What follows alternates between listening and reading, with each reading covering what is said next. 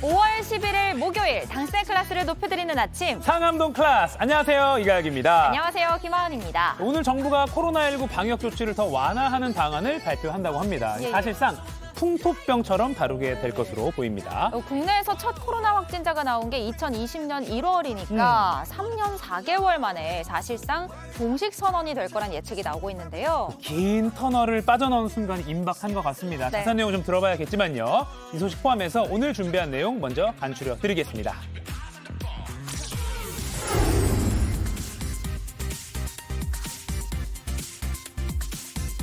정치인은 말을 통해서 자신의 자질, 역량과 인품을 드러낸다고 생각합니다.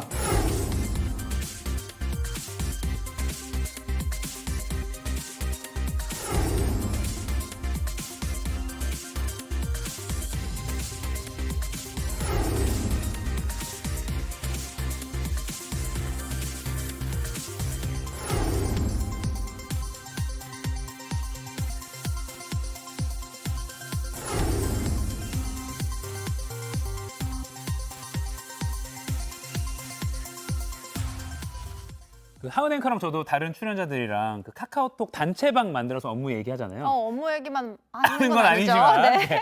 근데 어제부터 단톡방에서 조용히 나가기 이 기능이 생겼다고 하네요. 채팅방에서 나가면 원래는 곧바로 모든 참여자가 바로 알 수 있어서 네네. 좀 눈치 보이는 곤란한 상황도 있거든요. 네. 많은 이용자들이 반길 소식입니다. 딱 나갔다고 뜨면 왜 나가지? 쟤네 뭐 싸웠나? 뭐 이런 반응이 있었는데 그래서 생긴 기능인데 잠시 후에 도시락 이슈에서 좀 더 들어보도록 하겠습니다. 자, 그럼 이어서 날씨 알아보겠습니다. 김민지 기상캐스터. 네, 김민지 기상캐스터. 요즘 낮에 덥다 보니까 반소매 입는 분들 많더라고요. 오늘은 어떨까요? 네, 어제 낮에 많이 더우셨죠? 오늘은 구름 한 점 없는 맑은 하늘에 기온도 쑥 오르겠습니다. 내륙은 대부분 25도를 웃돌아 초여름처럼 덥겠고요. 낮 동안 강한 자외선이 내리쬐겠습니다. 오늘 서울의 최저 기온은 어제보다 2도 오른 13도로 평년 수준을 되찾았고요. 낮 기온은 26도까지 올라서 일교차가 13도로 크겠습니다. 오늘 영동 중북부에는 빗방울이 떨어지는 곳이 있겠고요. 미세먼지는 중서부와 전북을 중심으로 오전 한때 농도가 짙겠습니다. 현재 서울 대구 14도, 부산 15도로 평년과 비슷합니다. 낮 기온은 대전 전주 27도, 창원 23도로 25도 안팎이 예상됩니다. 내일 밤부터 모레 아침 사이 제주와 남해안에 가끔 비가 오겠고요. 그 밖의 지역은 구름만 많겠습니다. 지금까지 날씨 정보 전해드렸고요. 이어서 교통 상황 알아보겠습니다. 한국도로공사 나와주세요. 네, 출근 시간대에는 역시 서울 경기권 위주로 정체가 나타나죠. 그래서 서울 시내도로와 또 고속도로의 경기권 상황을 보여드리고 있는데요. 먼저 서울 시내입니다. 강변북로와 올림픽대로가 모두 강동쪽으로 행주대교에서 한강대교 통과까지가 특히 어렵고요. 동부간선로의 경우는 도봉터널에서 성수까지 40분 정도 걸립니다. 고속도로의 정체는 군포나 구리, 부천 지역에서 특히 긴 편인데요. 먼저 부천에서 도심 들어오는 길 120번 경인선입니다. 네, 서울 방향으로 지금 신월 나들목 주변에서 오늘도 역시 답답하고요. 그리고 판교나 분당에서 강남 진입하는 1번 경부선은 달래내고개부터 반포까지 이렇게나 꽉 막혀 있습니다. 100번 구리에서도 도심으로 많이들 출근하시죠. 수도권 제2순환선 구리 나들목부터 상일 통과하는데 33분 정도 걸리고 있고요. 또 일산에서 판교 방향 정체는 서운에서 송대까지 이어지는데 서운 주변은 양방향 정체입니다. 안전띠 전좌석에서 착용해 주시고요. 고속도로 교통방송이었습니다. 국민의힘 윤리위원회가 각종 설화 등으로 논란을 빚은 김재원 최고위원에게 당원권 정지 1년의 중징계를 내렸습니다. 이런 결정에 따라 김 최고위원이 내년 총선에서 공천을 받는 건 사실상 불가능해졌습니다. 윤리위가 열리기 전 최고위원직을 사퇴한 태영호 의원에겐 당원권 정지 3개월의 처분이 내려졌습니다. 이주찬 기자가 보도합니다. 한 차례 결정을 미뤘던 국민의힘 윤리위원회가 어제 오후 6시부터 4시간가량 회의를 마치고 징계를 의결했습니다. 당원 김재원 최고위원 당원권 정지 1년, 당원 최영호 전 최고위원 당원권 정지 3개월. 김재원 최고위원은 정광훈 목사가 우파 진영을 천하통일했다거나 5.18과 4.3 관련 발언 등 심의 대상 모두 문제가 있다고 판단했습니다. 당의 최고 위원이라면 그에 걸맞은 높은 품격을 갖추고 일반 국민의 건전한 상식에 맞게 행동해야 하는 것은 너무나 당연하다고 생각합니다. 태영호 의원 역시 대통령실의 공천 개입 논란을 부른 녹취 유출과 4.3 김일성 지시 발언 등 징계 사유가 모두 인정됐습니다. 다만 윤리위 회의 직전 태 의원의 자진 사퇴가 징계 수위를 낮추는 데 영향을 끼친 것으로 보입니다. 중징계를 받은 김채고 의원은 거취 표명이 없었던 데다 다음 주 예정인 국민의힘의 5.18 기념식 참석도 고려한 조치로 풀이됩니다. 당원권 정지 1년의 징계를 받은 김채고 의원은 사실상 내년 총선 공천이 불가능해졌습니다. 윤리위는 당 지도부의 반복된 설화에 대해 경고성 메시지를 내놨습니다. 민심이라는 물 위에 떠 있는 정당은 스스로 혁신하지 않으면 선거 승리를 담보할 수 없습니다. 김채고 의원은 윤리위 결정 직후 페이스북을 통해 송구스러운 마음뿐이라고 했고 태 의원은 결정을 겸허히 수용하겠다는 입장을 내놨습니다. JTBC 이주찬입니다. 주가 폭락 사태의 핵심 인물로 지목된 라덕연 호환 대표에 대해 구속영장이 청구됐습니다. 서울 남부지검 금융증권 범죄합동수사단과 금융위원회 금융감독원 합동수사팀은 어젯밤 11시 반쯤 법원에 라 대표에 대한 구속영장 청구서를 제출했습니다. 라 대표는 투자자들에게 휴대전화와 증권 계좌 등의 개인정보를 넘겨받은 뒤 특정 가격의 주식을 거래해 주가를 조작한 혐의를 받습니다. 오늘 라 대표의 구속 여부를 결정할 영장 심사가 열릴 것으로 보입니다. 충북 청주 한우 농장 두 곳에서 구제역이 발생했습니다. 국내에서 구제역이 확인된 건 지난 2019년 1월 이후 4년 4개월 만입니다. 농림축산식품부는 농장 두 곳에서 의심 신고를 받고 정밀 검사를 진행한 결과 모두 구제역으로 확인됐다고 밝혔습니다. 농식품부는 두 농장에서 사육 중인 소 360여 마리를 살처분할 계획입니다. 미국의 소비자 물가 상승률이 2년 만에 4%대로 내려왔습니다.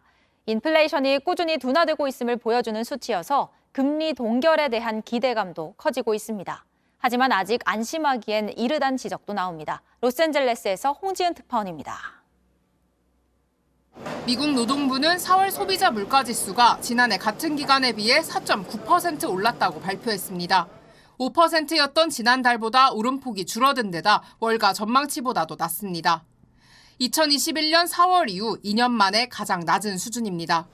전달 대비로는 0.4% 올라 상승폭이 커졌고 식품과 에너지 가격을 제외한 근원 소비자 물가는 5.5%로 나타났습니다. 이번에 물가를 끌어올린 주범은 월세를 비롯한 주거 비용입니다. 중고차 가격도 전달보다 4.4% 급등하며 물가 상승에 한몫했습니다. 연방준비제도가 10번 연속 금리 인상을 한 것이 물가 상승률의 둔화세를 이끌고 있는 것으로 분석됩니다. 4월 소비자 물가지수가 4%대로 내려오면서 추가 금리 인상을 할 필요가 없을 것이란 시장 전망에 무게가 실렸습니다. 연준이 6월 공개시장위원회 회의에서 금리를 동결할 확률은 99.6%까지 치솟았습니다. 하지만 여전히 물가가 연준 목표치인 2%보다 2배 이상 높은 만큼 안심하긴 이르다는 지적도 나옵니다. In my mind, the Fed would like to keep rates higher for longer to sort of tame this inflation, animal, even if recession is collateral damage, because recessions come and go. 근원 물가가 더디게 내려가는 것도 인플레이션 장기화 우려를 키우고 있습니다. 뉴욕 증시 3대 지수는 혼조세로 마감했습니다. 투자자들은 예상을 밑돈 소비자 물가지수 수치와 함께 금리 인상의 키를 쥔 연준의 다음 행보를 주시했습니다. 로스앤젤레스에서 JTBC 홍지은입니다. 정부가 오늘 윤석열 대통령 주재로 코로나19 중앙재난안전대책본부 회의를 열고 방역 완화 방안을 발표합니다. 첫 확진자가 나오고 3년 4개월 만에 사실상 코로나19 종식을 선언할 걸로 보이는데요. 이르면 이달 말부터 어떻게 달라지는지 임소라 기자가 전해드립니다. 확진 환자는 중국 국적의 35세 여성으로 우한시 거주자입니다. 입국하기 하루 전인 1월 18일부터 발병을 하였다고 하며 2020년 1월 우리나라에서 첫 코로나 확진자가 나왔습니다. 그리고 3년 4개월 만에 우리 정부가 코로나19 종식을 공식 선언합니다. 오늘 중앙재난안전대책회의에서입니다. 한덕수 총리 대신 윤석열 대통령이 직접 회의를 주재합니다. 일상 회복이 선언되면 7일의 격리 의무가 없어집니다. 비감염자처럼 자유롭게 활동해도 좋다는 의미는 아닙니다. 학교 및 사업장에서는 병가 활용, 출석 인정 등 자체 지침을 사전에 마련하고 또 동네 병원과 약국에서도 마스크를 쓰지 않아도 됩니다. 다만 병원 입원실 안에서는 계속 마스크를 써야 합니다. 중증 환자가 아니라면 돈을 내고 치료를 받아야 합니다. 다만 코로나 바이러스 백신은 국가 필수 예방접종에 포함시켜 고위험군 등은 무료로 맞게 하는 방안도 검토됩니다. 방역 컨트롤 타워 역할을 하던 중앙재난안전대책본부도 해체 수순을 밟게 됩니다. JTBC 임소라입니다. 오늘 간호법 제정에 반대하는 의사, 치과의사, 간호조무사, 요양보호사 등 13개 보건의료단체 소속 의료인들 상당수가 파업에 들어갑니다. 휴원, 휴진이나 단축 진료를 해서 병원이나 치과에 가시려던 분들은 참고하셔야겠습니다. 반면에 간호사협회 지도부는 간호법 제정을 촉구하는 단식에 들어갔는데요. 충돌이 커지고 있습니다. 황예린 기자입니다. 대한치과의사협회가 전국 2만여 명의 회원들에게 보낸 공지입니다. 하루 휴진에 적극적으로 참여해달라고 합니다. 간호법은 각 이제 보건의료 직종 간의 갈등을 초래하는 법안이고, 그리고 지금은 시작에 불과하고 이대로 시행이 될 경우 부분 개정 등을 통해서 더 심각한 이제 갈등 간의 요양보호사들도 참여합니다. 법령에 요양보호사, 간호사 지시를 받거나 통제를 받게 되어 있는 거예요. 왜 요양보호사가 간호사의 통제를 받아야 되느냐는 거지. 간호조무사도 2만 명이 손을 놓기로 했습니다. 모두 간호법과 의료법 개정안에 반대하며 뭉쳤습니다. 지난 3일 있었던 1차 파업 때보다 규모가 더 커진 겁니다. 여기에 맞서 간호협회는 협회장 등이 단식에 들어갔습니다. 간호사는 타 직역의 업무를 침탈하지도 않고 타 직역의 업무를 하고 싶지도 않습니다. 간호사는 간호만 하고 싶은데 간호법과 의료법 개정안이 그대로 발효가 되든 아니든 혼란이 불가피합니다. 협의 없이 무작정 표결 처리한 정치권도 뒤늦게 중재에 나섰지만 전혀 먹히지 않고 있습니다. 이제라도 각 직역의 업무 범위를 조정하는 등 논의가 필요합니다. JTBC 황예린입니다.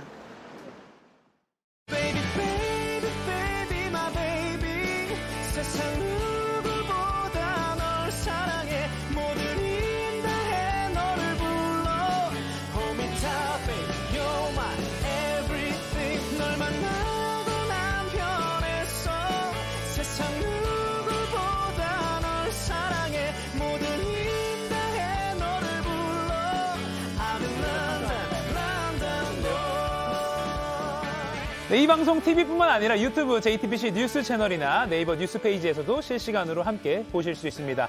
자, 국내외 뉴스 좀 더 살펴보죠. 도시락 이슈 이두성 기자, 월드클래스 이용주 캐스터 나왔습니다. 안녕하세요. 안녕하세요. 황현수입니다. 아니 그 카카오톡 조용히 나가기 기능 네. 저 너무 궁금하거든요. 네. 일단 제가 알고 있으면 오늘 두 번째 도시락일 것 같아요. 아, 그래요? 자, 그럼 첫 번째부터 한번 번째였나? 열어보죠. 너무 잘 알고 있어, 다들. 네. 두 번째였나? 뒤집어보겠습니다. 첫 번째 도시락부터 꺼내서 뒤집어보겠습니다. 하나, 둘, 셋. 빠밤. 네, 손이 미끄러져인데요. 이 얼마 전에 전화드렸던 그 카페 야외 테이블에서 흡연을 하다가 이제 흡연 못하겠다, 담배 못 피게 했다라는 이유로 행패를 부리고 사라진 그 남성들 이야기 최근에 전해드렸습니다. 네. 결국 이 남성들 카페 측에 사과를 했습니다. 안 좋은 일이 있어서 술을 마셨는데 술김에 순간적으로 화가 나서 그랬다. 컵을 던질 생각까지는 없었고 손에 걸려 미끄러지면서 그렇게 됐다. 이렇게 이야기를 했다고 합니다. 그 술김에라면 다 해결되는 건 아닌데 아무튼 사과를 뭐 빨리 하긴 했네요. 네, 저희가 소식을 전해드린 날 이 경찰에 자진 출석해서 조사를 받았다고 합니다. 이 커피잔을 집어던진 남성, 이 둘 중에 커피잔을 집어던진 남성이죠. 재물 손괴 혐의로 입건이 됐고요. 방금 저렇게 쏟은 남성 있잖아요. 네. 먼저 했어요. 커피잔에 쏟은 남성, 커피잔을 테이블에 쏟은 남성, 그리고 던진 남성이 있는데 이 테이블에 쏟은 그 남성에 대해서는 아직 입건 여부를 결정하지 않았다고 합니다. 그런데 카페 측 업주는 어제 온라인 커뮤니티에 새로 글을 올려서 배신감을 느꼈다 이런 말을 남기기도 했습니다. 카페 측 업주가 지금 배신감을 느꼈다고 올렸다는 거죠? 네, 근데 왜 이게 느꼈던 거예요? 이유가 있었어요. 왜냐하면 이 카페에서 행패를 부린 이들 역시 인근에서 가게를 운영하는 자영업자였던 겁니다. 비슷한 처지잖아요. 이런 사실을 알게 됐기 때문에 배신감을 느꼈다라고 한 건데요. 이 자영업자의 고단함을 모르지 않을 텐데 이런 일을 저질렀습니다. 그러게요. 이 업주 저희 JTBC 취재진과의 통화에서 주변에서 20여 년 장사를 했다더라. 당사자인 피해 직원에게 사과를 하는 게 맞는 것 같아서 일단 돌려보냈다라고 말했습니다. 뭐 안 좋은 일이 있어서 술을 마셨다, 뭐 손이 미끄러졌다, 뭐 이런저런 변명을 하고 있지만은 결국엔 지금 이렇게 저는 사과를 한 계기가 언론 취재가 시작되자, 뭐 경찰 조사가 시작되자 사과한 거 아닙니까? 과연 그 사과에 진정성이 있습니까? 뭐 이렇게 말씀드리고 싶네요. 평가를 했습니다. 네, 이게 뭐 생각했던 것보다 일이 커지니까 뭐 그랬을 수도 있겠죠. 뭐 심지어 업주와는 지인의 지인 사이이고 이 카페도 몇 번 온 적이 있었다고 하네요. 네. 피해를 당한 카페 직원은 직접 사과를 받은 건 아니지만 대신 사장님이 사과를 받았으면 됐다. 시간이 지나서 괜찮다. 이렇게 밝혔다고 합니다. 그 사과를 받아주기로 했다니까 다행이긴 한데 아까 이용주 캐스터 말한 대로 뭐 보도가 나가고 또 온라인 여론이 안 좋아지니까 나선 거 아닌가 싶은 생각도 들긴 하고요. 아무튼 요즘에 네. 마법의 단어라고 하더라고요. 취재가 시작되자 마법의 단어. 세상이 바뀌어요. 그러니까요. 네, 취재해 주세요. 또는 온라인에 글이 올라오자. 그렇죠. 원래 사과하려고 했겠죠. 좋게 생각하시죠. 그러니까요. 뒷이야기는 잘 모르니까 함부로 말 수는 없지만 다시는 이런 일이 일어나면 안 된다는 게 제일 중요합니다. 예. 다음 도시락 카카오톡 단체방 이야기로 제가 들었습니다. 진짜 그건가? 네. 뒤집어 보겠습니다. 하나, 둘, 셋. 빠밤. 드디어 생겼다. 네. 딱 걸렸네요. 두 번째 카카오톡 맞습니다. 많은 사람들이 바라던 이것 드디어 생겼습니다. 카카오톡 단체 대화방에서 조용히 나갈 수 있는 그 기능, 네. 말씀하셨던 그 기능인데요. 어제 처음으로 도입이 됐습니다. 사실은 저는 조금 슬픈 게 이런 기능이 지금 생겨 사람들이 좋아하는 이유는 우리 사회가 우리가 서로가 서로를 얼마나 옥죄이고 있는가 보여주는 하나의 단편적인 모습이 아닐까 생각해요. 오늘 말을 유수를 잘하는 청산유수인데요. 오늘 괜찮은데요? 네, 근데 하여튼간에 나갈 때 그동안 눈치 보였는데 생겨서 아주 좋습니다. 그러니까 막 직장 상사가 밤 11시까지 업무 지시 카톡을 하는 저 같은 경우가 있기 때문에 뭐 이런 기능 필요할 수도 있겠죠. 별로 친하지도 않은 사람들이랑 같은 방에 들어가고 또 자꾸 내가 관심 없는 이야기를 하고 안 읽은 메시지가 쌓이고 이러면 정말 싫을 수도 있을 것 같은데요. 그래서 이 기능을 필요로 하는 사람들이 많았습니다. 취재진이 만난 시민 인터뷰 들어보시죠. 네. 2년 전, 3년 전에 있었던 모임에서 다들 카톡방 안 나가면은 혼자 나가기도 뭐해가지고 계속 쌓아두는데 제 이름이 누가 나갔다고 뜨니까 지금은 활동하지 않는 방인데도 불구하고 못 나가는 경우가 많았어요. 눈치가 아무래도 좀 많이 보여서. 진짜 이 시민분들 말처럼 오래된 모임 혹은 내가 활동을 많이 하지 않는 모임 정말 애매모호하거든요. 맞아요. 이거 어떻게 설정하면 됩니까? 저도 좀 나가게요. 제가 나가시려고 설명해 드릴게요. 영상으로 제가 보면 설명해 드리겠습니다. 네. 카카오톡 대화방에 들어갔다가 퇴장을 하면은 지금 나오는 것처럼 저렇게 누구누구가 나갔습니다. 저기 떠요. 네. 그리고 그 아래에 있는 저 채팅방으로 초대하기를 누르면 다시 부를 수도 있고요. 근데 어제부터는 조용히 나가 기능이 추가돼서 대화방에 나가더라도 이 메시지가 남들에게 표시되지가 않습니다. 자, 그러면 이제 저희가 같이 카톡방에 있잖아요. 네, 있죠. 나가도 메시지가 안 뜬다 이 말이죠. 나갈 거예요? 네, 나가겠습니다. 몇 명 없어서 바로 티나는데. 저희 다시 초대 안 해드릴 거예요. 안 할 거예요. 일단 이게 자동으로 적용되는 건 아닙니다. 일단 카카오톡 앱을 새 버전으로 업데이트를 해야 하고요. 그다음에 상단에 있는 톱니 모양 그 설정에 들어가서 이 실험실 이용하기라는 기능을 활성화하면 됩니다. 그 밑에 이 채팅방 조용히 나가기 이런 기능까지 켜주면은 이 방을 나갈 때 이 조용히 나가기라는 게 메시지가 뜨거든요. 네. 그거를 클릭을 하고 나가면은 이게 다 됩니다. 그러면 이게 진짜 나가고 싶으면은 두 분 제가 이따 끝나고 제가 배웠으니까 제가 설정을 해드릴게요. 그러니까 어렵네요. 그러니까 익숙치 않은 사람들 업데이트를 해야 되고 그다음 설정해서 실험실을 눌러야 된다. 기능을 켜야 된다. 이게 이제 베타 서비스를 하는 그런 기능이니까요. 그렇군요. 아무튼 제가 스르르 사라져도 놀라지 마시고요. 나도 사라질 건데. 알겠습니다. 몇 명, 5명 있는 방에서 둘이 나가면 어떡합니까? 이도성 혼자 얘기하는 거 아니에요? 그러면 나 혼자 남아서? 아니면 다른 방을 따로 파죠 저희끼리. 자, 다음 도시락 마지막 보여주시죠. 다른 방까지 파신다고요? 알겠습니다. 자, 도시락 한 번 더 뒤집겠습니다. 하나, 둘, 셋. 빠밤. 100만 분의 1. 100만 분의 1의 확률을 뚫고 무려 이 4쌍둥이, 4명의 쌍둥이가 태어났습니다. 4배의 행복, 4배의 기쁨인데요. 이 첫 출산에 자연분만으로 4쌍둥이가 태어난 건 우리나라에서 처음 있는 일이라고 합니다. 4쌍둥이. 사실 저는 요즘에 이 저출산 시대에 자식이 3명만 있어도 아무 이유 없이 그냥 박수를 받아야 된다. 맞아요. 4명이면 지금 기립박수. 기립박수. 이런 내 쌍둥이는 기립박수 해야지. 당황하셨는데. 내 쌍둥이 기립박수 해야 돼. 앉아주세요. 이 내 쌍둥이 원래는 어제가 출산 예정일이었다고 해요. 근데 조금 빨리 태어나서 2달 정도 빨리 저 귀엽죠? 너무 귀엽죠? 지난 3월에 조금 2달 일찍 태어났습니다. 이 첫째와 둘째는 일란성 여자 쌍둥이고 이 셋째는 남자아이 그리고 막내인 넷째는 여자아이입니다. 지금 나오는 저 아이들인데 딸, 아들, 딸인데 이름이 리지, 록시, 비전, 설록이라고 합니다. 언뜻 들으면 영어 이름 같은데 한자도 있어요. 한자로 다 뜻이 있는데 삶을 다스리는 학자, 행복을 베푸는 의사, 앞을 내다보는 경영자, 말을 기록하는 변호사가 됐으면 좋겠다는 뜻으로 첫째, 둘째, 셋째, 넷째 이름을 지었다고 합니다. 요즘 저렇게 영어랑 한글 한자랑 이렇게 혼용할 수 있는 이름이 유행이래요. 맞아요. 근데 이름도 너무 귀엽고 아까 영상 보셨잖아요. 너무 꼬물꼬물, 너무 귀여워서 어떻게 할 수가 없어요. 근데 엄마 아빠가 내 쌍둥이 낳느라 고생을 많이 하셨을 것 같아요. 맞아요. 얼마나 힘들었겠습니까, 사실. 이 맞벌이 부부인 송리원 씨와 차지혜 씨 사이에서 태어난 아이들인데요. 이 두 사람 2020년에 결혼해서 1년 전쯤부터 난임병원에 다니면서 가족 계획을 세웠다고 합니다. 아이들 아버지 인터뷰 들어볼까요? 와이프랑 결혼하고서도 우리 한 3명 정도 낳자고 얘기를 많이 했었고요. 어차피 힘들 거 한 번에 한번 겪어보자 이런 마인드가 좀 있어서. 네, 내 쌍둥이 아빠가 다니는 직장에서 의료비 지원 복지제도와 유연근무 시스템을 제공했다고 하는데요. 그 덕분에 내 아이를 임신한 아이 곁에 아내 곁에서 이 곁을 지킬 수 있었습니다. 0.9kg으로 가장 작게 태어난 첫째 리지가 지난주에 마지막으로 태어나면서 온 가족이 함께 살게 됐습니다. 와이프는 아기들에게 이제 줄 수 있는 선물이 그거밖에 없었다고 하더라고요. 오래 키우고 뱃속에서 건강하게. 그리고 이제 자연분만을 함으로써 더 건강하게 출산할 수 있고. 네, 기뻐 보이는데도 조금 어깨가 무거워 보여요. 예.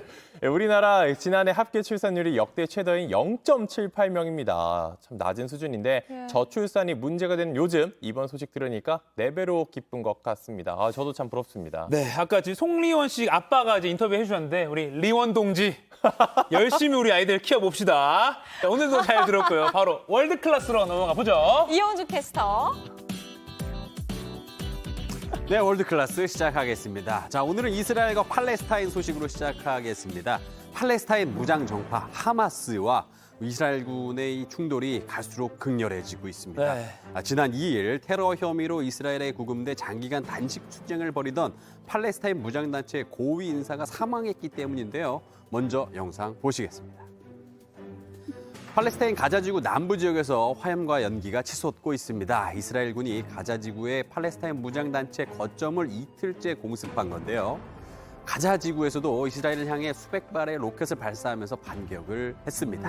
이 로켓들이 이스라엘의 저고도 방공망이죠. 아이언돔에 요격되는 모습도 보이는데요.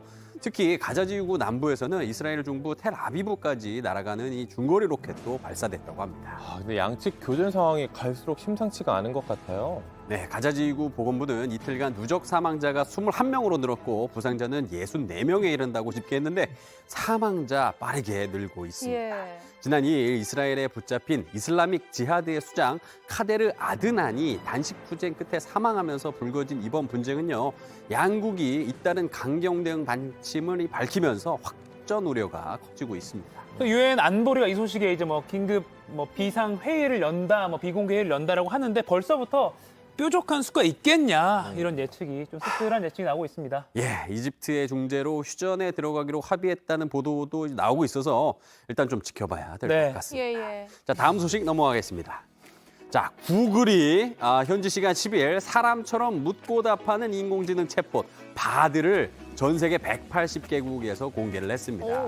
이 영어뿐만이 아니라 한국어 지원도 시작을 했는데요.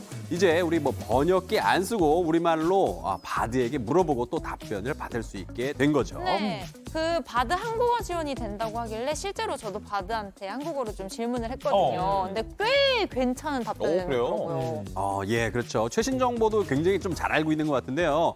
제가 또 이 최근에 정치권에서 뜨거운 감자였죠. 있는데요. 김남국 의원 코인 논란 요거 한번 제가 물어봤어요. 네네. 네, 그랬더니만은 김 의원은 2013년 5월 4일 가상화폐 위믹스를 80만 개 보유하고 있다고 밝혀 이 논란에 휩싸였다를 비롯해서 출신 상황에 대한 구체적인 답변이 이렇게 쭉쭉쭉 이렇게 나오더라니까요. 굉장히 신기하긴 했습니다. 네. 업데이트가 지금 최신까지 되어 있다는 부분이. 네.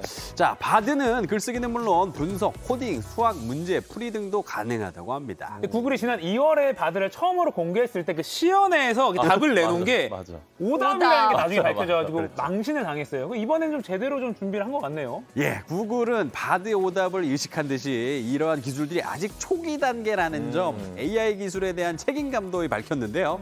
들어보시죠. We've been applying AI to make our products radically more helpful for a while. With generative AI, we are taking the next step. With a bold and responsible approach, we are reimagining all our core products, including search. 사실 바드 이전에 그냥 지난해 11월에 출시됐던 챗 GPT 네. 우리 이미 너무 여러 번 다뤘잖아요. 이제 본격적으로 경쟁이 시작될 것 같은데 두 가지 비교해서 써봐도 좋을 그러게요. 것 같아요. 네, 좋습니다. 자, 다음 소식 이어가 보도록 하겠습니다. 자, 요즘은 이 정부의 홍보 영상도 아이디어 경쟁이 굉장히 치열한데요. 근데 선 넘은 무리수는 좀 피해야겠죠?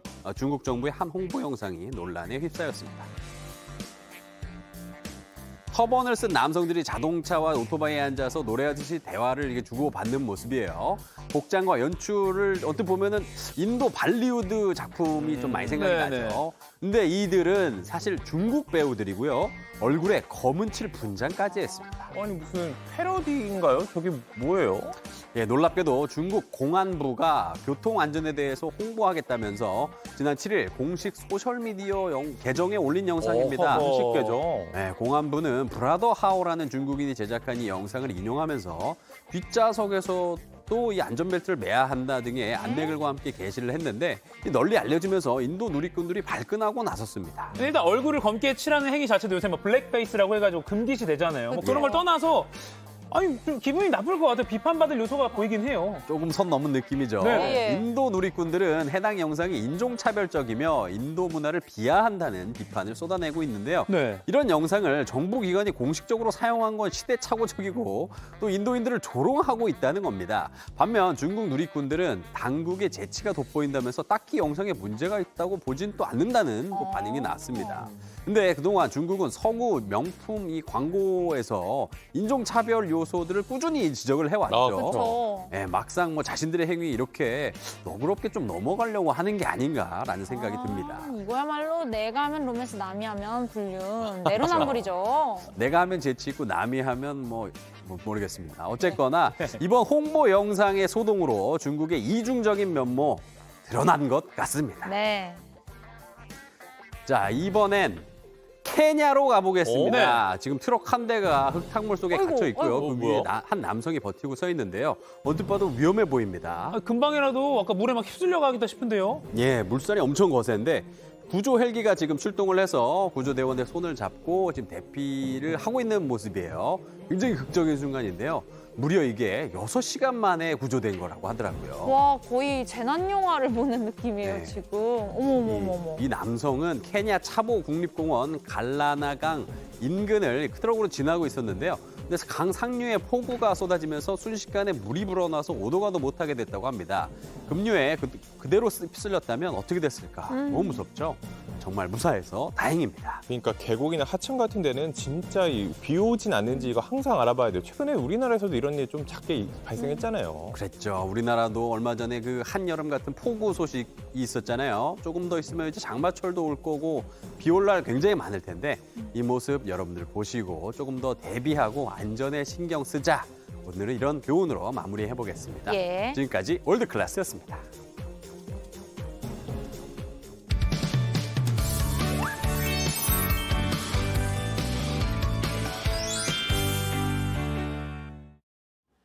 네, 지금 시각 8시 29분입니다. 저 같은 경알못, 경제를 잘 알지 못하는 사람을 위한 당장 내 돈이 되는 지식 머니클래스. 오늘의 키워드 먼저 보시죠. 정부에 돈이 없다. 미국이 파산한다고? 자, 엑스데이트, 즉 정부가 가진 현금이 바닥나서 빚을 갚지 못하게 되는 날짜. 이 미국 재무장관이 6월 1일이 미국의 엑스데이트라고 밝혔습니다.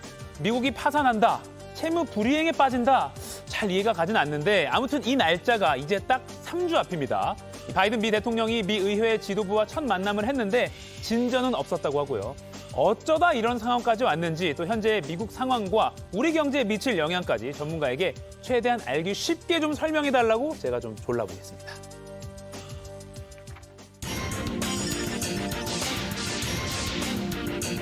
경제 맥을 짚어주는 도사님 정철진 경제평론가와 함께 오늘도 맥 한번 짚어보겠습니다. 안녕하세요. 네, 안녕하십니까. 지난주에 짧게 이거 좀 다뤄보자라고 말씀해 주셨는데 연예인 걱정, 부자 걱정, 미국 걱정을 하는 거 아니라고 하는데 아니, 미국이 나라의 빚이 감당 못할 만큼 서서 부도가 날 위기다. 왜 이런 건가요? 그렇습니다. 미국이 지금 빚더미에 올라 있고요. 네. 그럼 어느 정도의 빚, 국가 부채를 지고 있냐? 네. 사경을 헤매고 있다. 이런 표현이 맞을 것 같습니다. 미국의 국가 부채 빚은요. 실은 1970년대만 해도 한 3조 달러 선이었었는데요. 이 빚 늘어나는 거 보십시오. 쭉쭉쭉쭉 늘어나서 네. 지금 현재 미국의 빚 31조 4천억 달러. 우리 원화로 따지면 사경 1,500조입니다. 그래서 사경 헤매고 있다는 말을 빗대어서 하는군요. 네. 그러니까 왜 그럼 이렇게 빚더미에 올랐느냐? 그것은 미국의 국가 수입과 국가 지출, 재정 수입과 재정 지출을 보면 되죠. 네. 우리가 뉴스 많이 보잖아요. 미국은 무역 적자가 그냥 만성적이다라고 네. 볼 수가 있는데 항상 미국은 이제 정부의 수입보다 지출이 많은 나라입니다. 그러니까 뭐 국채 발행 뭐 이렇게 해가지고 돈 해도 항상 지출이 많이 나가는 그런 나라였고요. 아하. 특히 코로나였던 시절 바이든 행정부 때 빚이 급격하게 늘어나는 걸 알 수 있었는데 그때 무슨 일이 있었죠? 막 국민들한테 돈 풀고. 맞습니다. 재정을 쏟아 부었지 않습니까? 네네네. 그래서 당시를 보면 수입보다 지출이 거의 2배 가까이 더 많은 이런 것들이 쌓였고 최근에는 또 IRA 등등 지원금을 쏟아붓다 보니까 이젠 저렇게 뭐 빚더미에 최대치로 지고 있는 그런 상황까지 왔죠. 그 코로나 때 말씀하신 대로 뭐 국민들한테 1인당 뭐 한 가구당 얼마 준다 해서 좀 부러워했는데 그게 네. 빚으로 지금 다 잡힌 거군요. 그렇습니다. 근데 이게 특이한 게 이게 부채 한도를 의회가 정할 수 있다고 하는데 이것도 좀 설명을 좀 해주세요. 그렇습니다. 이게 굉장히 역설적이기도 네. 하고요. 미국의 법정 채무 한도, 뭐 법정 부채 한도. 저는 이걸 이제 쇼라고는 표현을 많이 쓰게 되는데 쇼다, 네. 내용이 이런 겁니다. 우리나라도 빚을 막 지잖아요. 그럼 뭐 재정 준칙이다 뭐다 해가지고 뭐 더 져서는 안 된다 뭐 이렇게 하는데 미국이란 나라는 특이하게도 자신들의 빚을 국가 빚을 질 것을 의회에서 결정을 합니다. 그러니까 민주당과 공화당이 모여서 우리나라의 빚은 이거밖에 안 돼라는 걸 채무 한도를 정하는데 네. 자 생각해 보십시오. 어떤 나라가 채무 한도를 이렇게 정한다는 건 의회에서 돈을 이제 앞으로 덜 쓰려고 그러니까 좀 아껴 쓰려고 한도를 정하는 거잖아요. 네네. 근데 이게 왜 독특하냐면 의회에서 채무 한도를 정하잖아요. 네. 그러면 미국은 항상 그만큼 빚을 져버립니다. 그럼 어떻게 되겠습니까? 이때까지 거의 한 80배 가까이, 78회 가까이 의회들은 채무 한도들을 계속 늘립니다. 네. 그러니까 의회에서 부채 한도 늘리면은 조폐국에서 돈 찍어내면 정부가 또 쓰고요. 그럼 한도 차죠. 네네. 그럼 이제 한도를 늘리지 말아야 되는데 의회에서 또 모여요. 그래서 또 한도를 늘려주고 또 한도를 늘려주고. 그러니까 이 법정 채무 한도를 의회에서 정한다는 것이 이게 좋은 거야? 아니면 그냥 쇼하는 거야? 네. 이런 의구심을 갖게 하는 거죠. 왜? 빚이 줄어들기는커녕 한도만큼 늘 빚이 늘어났기 때문입니다. 어차피 계속 빚 늘려서 쓰고 했으니까 약간 그게 그래서 쇼라는 그런 말씀이 틀리지 않은 것 네, 같긴 한데요. 그렇습니다. 네. 근데 이게 또 이제 뭐 국채 얘기랑 또 관련을 지어서 생각을 안 해볼 수가 없는 게 네. 그러니까 미국 국채라고 하면 뭐 가장 안전한 자산이라고 하는데 뭐 빚을 많이 진다 하면 이게 뭐 갚지 못하게 되고 뭐 이런 거에 연결되는 거 아닌가요? 그렇습니다. 미 국채의 신뢰성으로 이어지게 되는데요. 네. 아주 쉽게 생각하면 이런 겁니다. 어떤 개인이 있는데 개인이 빚이 너무 많아요. 네네. 근데 제가 또 이제 돈을 빌려와요. 네네. 돈 좀 빌려주세요 하게 되면 의구심을 가질 거 아니십니까? 미국의 국채라는 건 미국이 채권을 발행하고 그만큼 이제 달러를 끌어오는 이런 상황이다라고 보시면 될 텐데 네네. 그동안에는 미국 국채 세계에서 가장 안전한 자산이고 뭐 한다 하는 나라 우리나라를 포함해서 저 미국 국채를 늘 가지려고 하고 있었죠. 그래서 중국도 많이 갖고 있고 일본도 많이 갖고 있고 영국도 많이 갖고 있고 그래서 이런 나라들은 미국이 국채를 발행하면 사주고 그만큼의 달러를 미국한테 주고 네. 그래서 달러가 세계 기축통화가 되고 네. 미 국채가 최고야라고 하는데 자 이런 상황들이 소문이 점점 나는 거예요. 야, 미국이란 나라가 거의 저렇게 빚지고 있는 거 아니야? 뭐 금태환 제도도 아니고 그냥 멋대로 달러 찍어내는 거 아니야?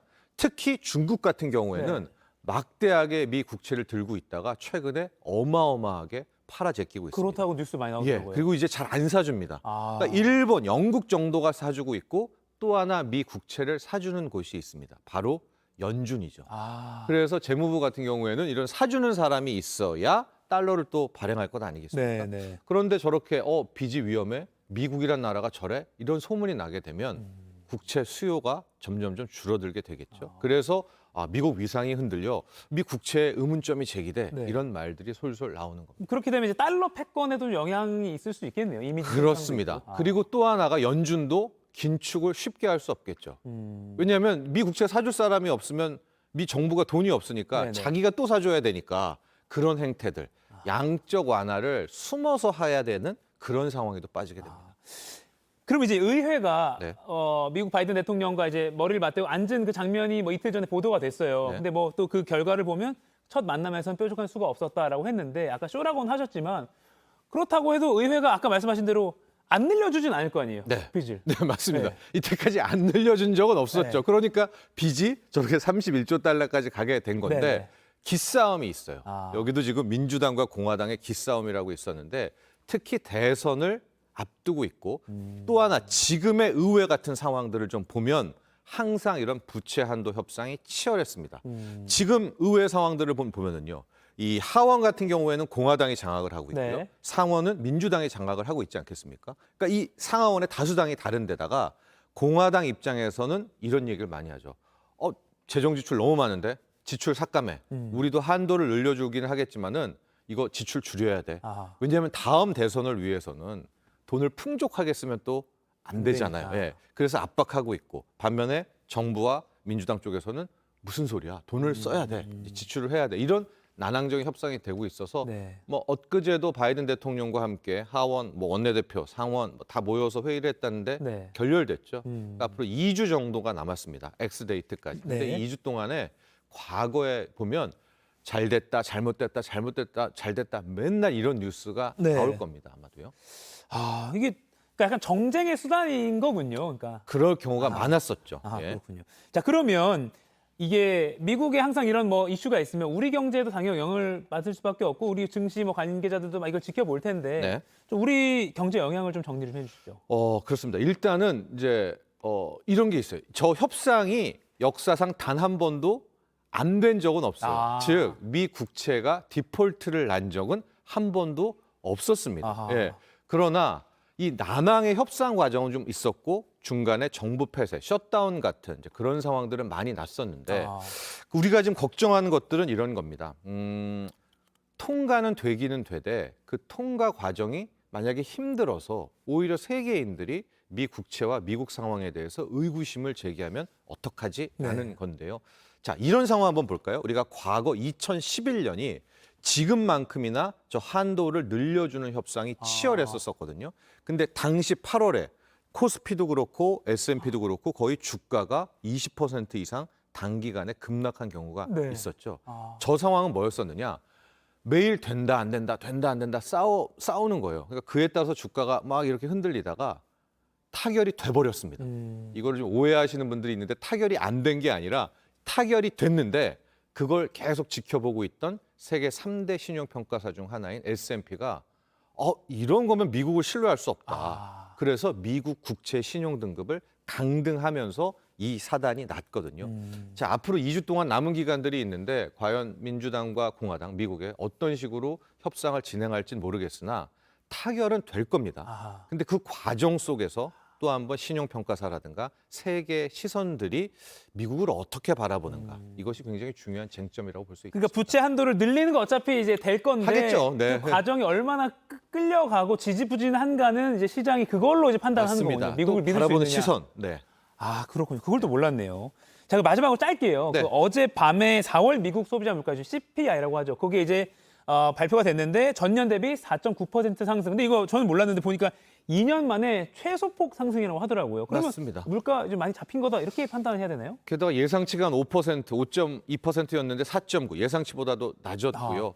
다만 근원 CPI라고 해서 근원 물가는 5.5%로 여전히 높은 수준입니다. 떨어지기는 정말 많이 이제 떨어진 것처럼 네네. 보이죠. 그러나 저 4.9라는 거는 2022년 4월을 보십시오.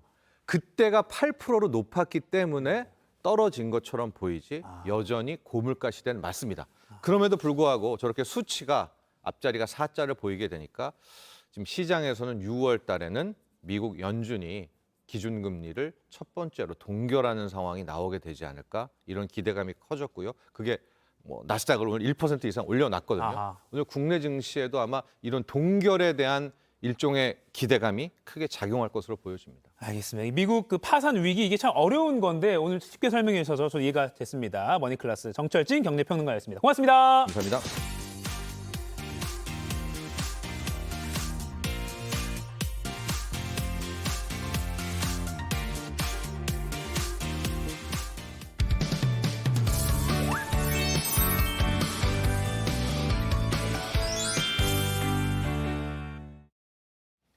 네, 목요일 상클라이프 시간입니다. 주말에 볼만한 OTT와 또 영화 이야기 나눠볼 텐데요. 이번 주에 새로 나온 작품들이 준비되어 있습니다. 네. 자, 베테랑 영화 저널리스트 박혜은 더스크린 편집장님 나오셨습니다. 안녕하세요. 안녕하세요. 정은도 기대됩니다. 네. 첫 번째 작품 뭔가요?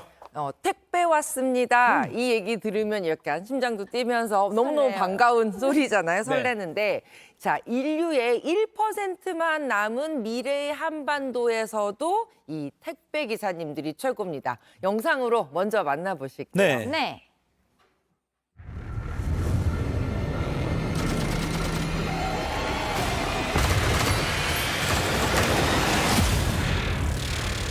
너 뭐야? 택배 기사. 오, 네. 너 뭐야? 택배 기사.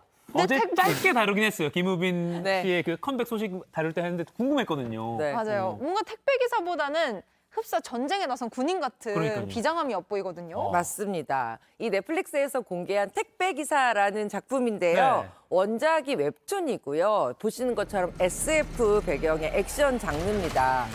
아주 심각한 대기오염, 환경오염으로 인류의 생존을 택배 기사가 책임지게 된 세상에 대한 이야기예요. 이제는 산소 호흡기 없이는 살 수 없는 2071년의 미래의 한반도가 배경이고요.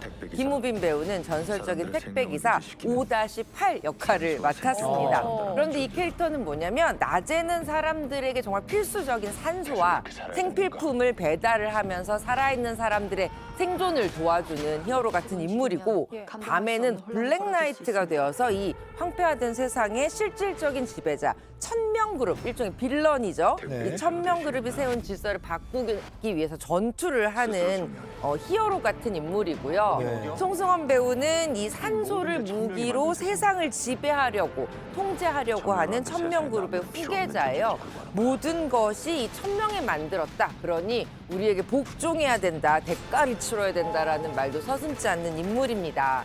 그리고 이솜 배우도 함께 출연을 하는데요. 네. 이번에 일반 구역에서 납치 사건을 파고드는 군 정보 소령을 연기하게 됩니다. 그러니까 지금도 사실 택배 기사님들이 그 실핏줄까지 가정 곳곳에 다 필요한 걸 배달해 주시니까 정말 중요한 역할인데 이 작품에서는 전투를 하는 진짜 히어로네요. 그야말로 히어로죠. 네네. 택배 기사 없이는 살아갈 수 없는 세상이에요. 왜냐하면 그 기후 이변 때문에 도저히 사람들이 낮에는 저렇게 밖에 나갈 수 없는 상황이거든요. 그러니 이 산소와 생필품을 구입하면서 택배 기사님들이 그걸 가져다 주실 때까지 기다릴 수밖에 없죠. 그런데 또 이마저도 산소와 생필품을 살 수 없는 난민들도 존재하는 세상이에요. 이 난민들은 인력 시장을 떠돌거나 또 택배 물품을 노리는 헌터가 되어서 목숨을 이어가는 세상이죠. 그러니 기후위기 때문에 세상이 완벽하게 다른 계급 사회로 바뀐 미래를 보여주는데요. 이 작품 안에서 택배기사는 그야말로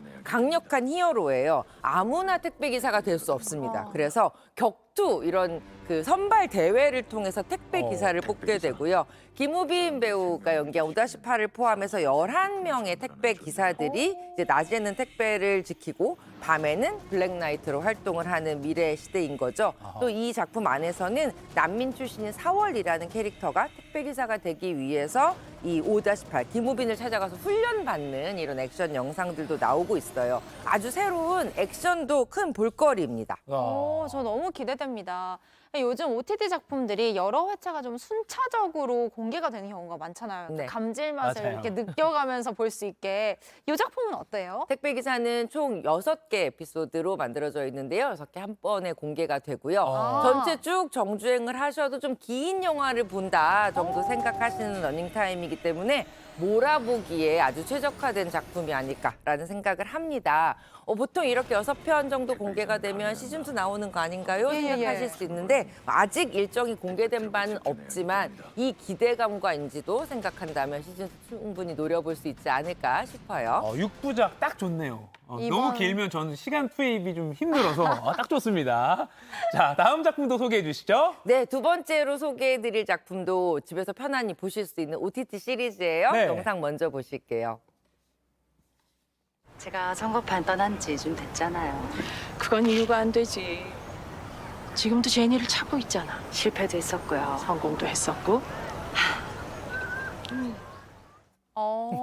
문소리 씨. 요즘 좀 자주 뵙는 것 같아요. 네, 근데 맞습니다. 이번에도 선거랑 관련된 작품이에요? 그러니까 마치 그 선거판의 코뿔소를 연상시키는 대사 때문에 또 네. 굉장히 재미있는데요. 이 작품은 레이스라는 작품이에요. 네. 디즈니 플러스 작품이고요. 이번 그 작품에서 문소리 배우는 기업과 싸우는 전사에서 이번엔 기업의 CCO로 변신을 했습니다.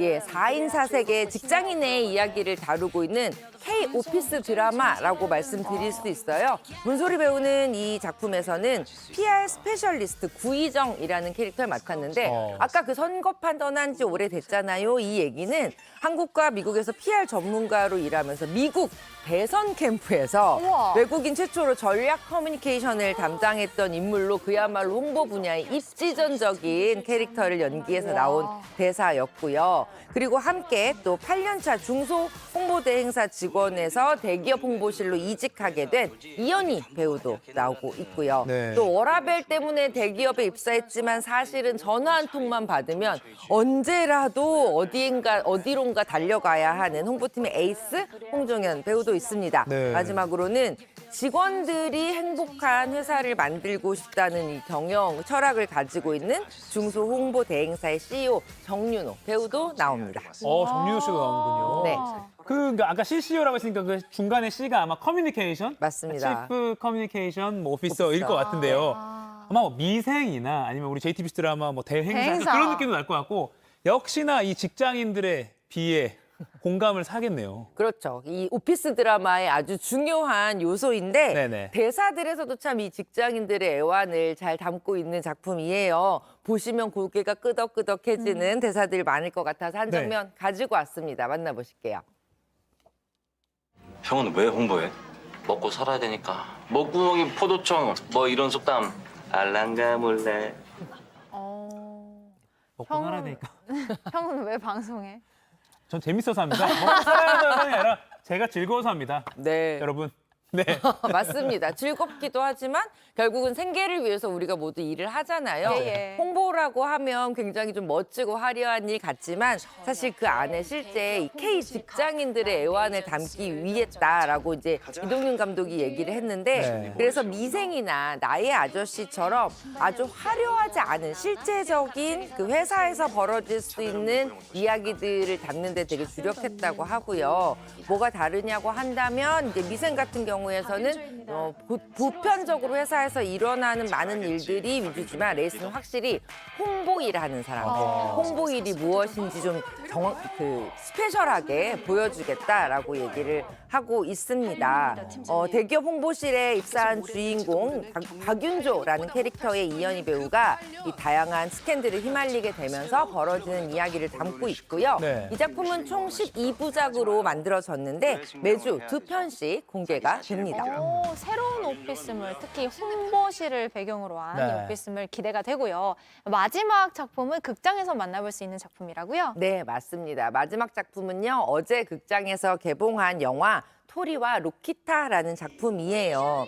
이 작품은 벨기에의 한 그 도시 보호시설에서 만난 11살 소년 토리, 16살 소년 로키타의 이야기입니다. 그러니까 아프리카 난민들이 이제 벨기에로 넘어오게 되는데 이 두 소년 소녀도 그렇게 벨기에에 발을 들이게 돼요. 그런데 동생 토리는 이 난민으로서의 체류 자격을 얻게 돼요. 그런데 누나 로키타는 이 체류 자격을 얻지 못해서 그 체류증, 허가증을 얻기 위해서 고군분투하는데 더 재미있는 사실은 이 두 아이는 사실 피 한 방울도 섞이지 않았다는 거예요. 그럼에도 불구하고 어떤 혈육의 남매보다도 서로를 지키고 위하는 아이들의 우정을 보여주죠. 그러나 그 아이들의 우정을 위협하는 것은 어떻게든 이 아이들 좀 이용하려는 어른들의 세상이라는 내용을 보여주고 있습니다.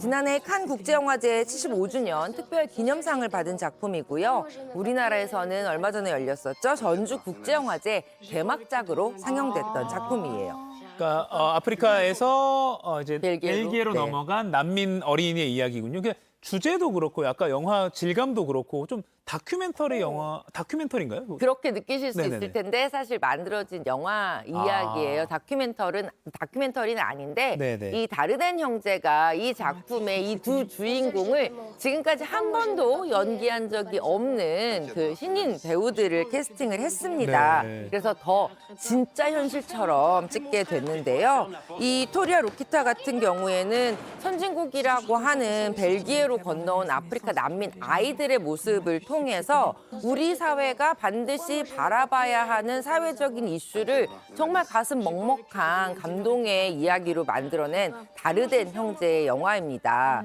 이 다르덴 형제가 이번에 전주국제영화제 개막작으로 작품이 선정이 되면서 한국을 방문을 했었는데 굉장히 마음을 울리는 많은 이야기들을 남겨주셨어요. 이 영화의 두 주인공은 외국 아이들이잖아요. 한 사회에서도 아이들도 취약한데 외국에서 건너온 아이들은 더더욱 취약계층일 수밖에 없고 그리고 세상이 다른 외모를 가지고 있다고 해서 그 아이들의 부심을 또 오해하거나 그 아이들을 좀 더 위험에 몰아넣는 이런 현실에 대해서 같이 봤으면 좋겠다. 마지막으로 이 아이들의 친구가 되어주세요라는 이야기를 남겼는데 저는 그게 참 마음에 많이 남더라고요. 영화를 보는 것으로 이 세상의 많은 이야기들을 배울 수도 있지만 전혀 몰랐던 사람과도 친구가 될 수 있다는 것도 이 작품이 가지는 큰 의미인 것 같습니다. 네, 영화를 보는 또 다른 이유를 느낄 수 있는 작품일 것 같습니다. 두 편의 OTT 작품 그리고 어제 극장에서 개봉한 영화까지 잘 들었습니다. 네. 지금까지 박혜은 더 스크린 편집장이었습니다. 고맙습니다. 네, 고맙습니다.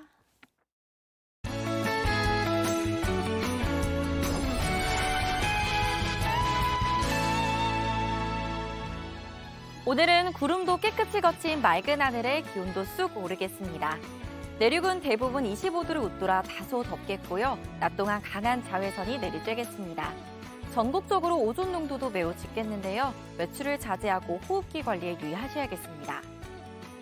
오늘 아침 영동 중북부에는 빗방울이 떨어지는 곳이 있겠습니다. 중서부 지역과 전북은 오전 한때 미세먼지 농도도 높겠습니다. 현재 서울, 청주 16도, 부산 18도 보이고 있습니다. 낮 기온은 서울 26도, 대전, 전주 27도까지 오르겠습니다. 내일 밤부터 모레 아침 사이 제주와 남해안에 가끔 비가 오겠고요. 그 밖의 지역은 따뜻한 봄 날씨 속에 구름만 많겠습니다. 날씨였습니다. 네, 방금 들으신 것처럼 오늘도 자외선 강하게 내리쬐는데요. 조기 노화부터 피부암까지 건강 문제를 일으킬 수 있는 만큼 외출하실 때 신경 쓰시면 좋겠습니다. 자외선이 눈 건강도 해친다고 하잖아요. 그러니까 자외선 차단제, 또 얇은 겉옷, 선글라스까지 챙겨서 외출하시면 좋을 것 같고요. 슬슬 땀이 나기 시작합니다. 네. 더워지고 있어요. 물도 틈틈이 많이 챙겨 드시길 바랍니다. 네, 그럼 저희는 여기서 인사드리고 내일 네. 아침 8시에 어김없이 찾아뵐 텐데요. 내일 정말 기대하셔도 좋습니다. 특별한 이유가 있습습니까? 있습니다. 내일 하지만 봐야 돼요? 공개할 수 없으니까 알겠습니다. 궁금하시다면 오늘도 상클하시고 내일도 상클하세요. 고맙습니다. 같았을까